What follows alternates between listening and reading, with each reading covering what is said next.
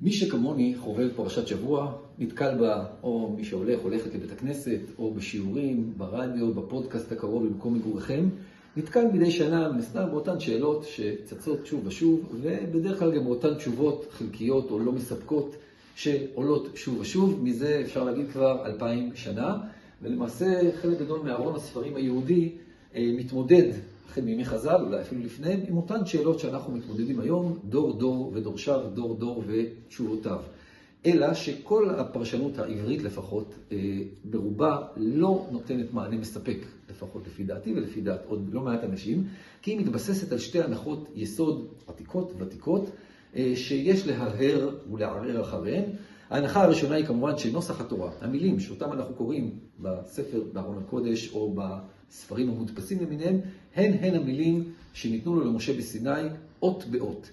ההנחה השנייה היא שהתורה כולה ניתנה לו למשה בסיני אות באות, והוכתבה לו מבראשית ועד לעיני כל ישראל ברצף אחד.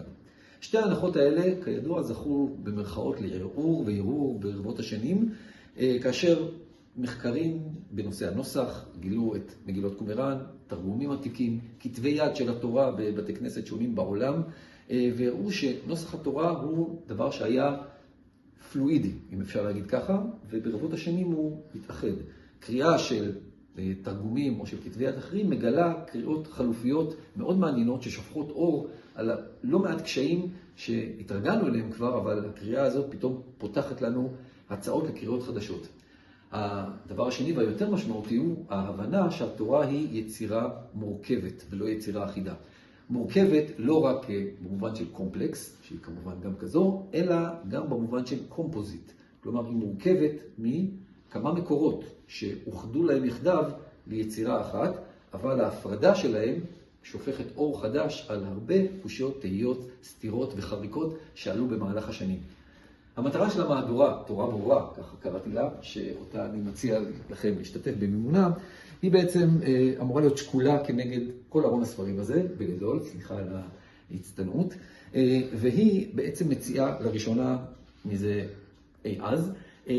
הצגה צבעונית, גרפית, של החלוקה למקורות, על פי נוסח התורה שבידינו, כולל הערות נוסח לפי אותן עדי נוסח, כמו שהזכרתי קודם, ולמעשה המהדורה בנויה, אם ניכנס פה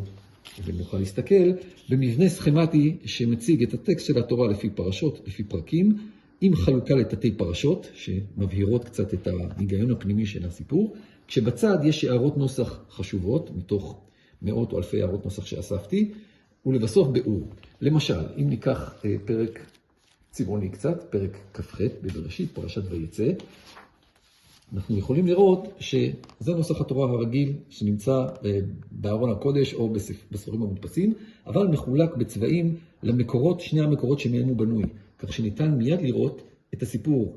לפי מקור אחד ואת הסיפור לפי מקור שני ואת השילוב ביניהם. בצד יש הערות נוסח חשובות, 2 במקרה הזה, ואז מתחיל הביאור שנותן הקדמה קצרה של הקשר כללי רחב יותר, איפה הסיפור הזה נמצא בספר בראשית, מה המקום שלו פה, למה הוא בכלל נכתב, וביאור רציף לפי פסוקים, בכל מקום שיש קושי, שמתחשב גם בנושא הנוסח, גם בנושא המקורות, וגם נותן תשובות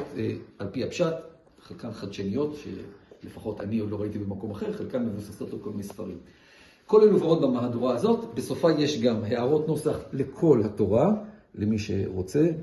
כמעט אלפי, אני חושב, הערות נוסח, על פי פרשות, ובסוף עוד שני נספחים מחקריים קצרים וקולעים לדעתי, שמסבירים על נושא הנוסח, מסבירים על נושא השארת התעודות, ומציגים 4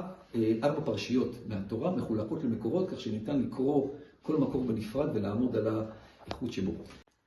מי שישתתף במימון המהדורה, אני אזכה כמובן לא לזה, זאת הדפסה ניסיונית שעשיתי, אתם תקבלו את זה בכריכה קשה, בצורה מוגדרת יותר, בעבור 75 שקלים בלבד, מהדורת תורה ברורה לספר בראשית, בעזרת האל, בהמשך יהיה גם את ספר שמות, ואני מקווה לסיים את כל התורה כולה.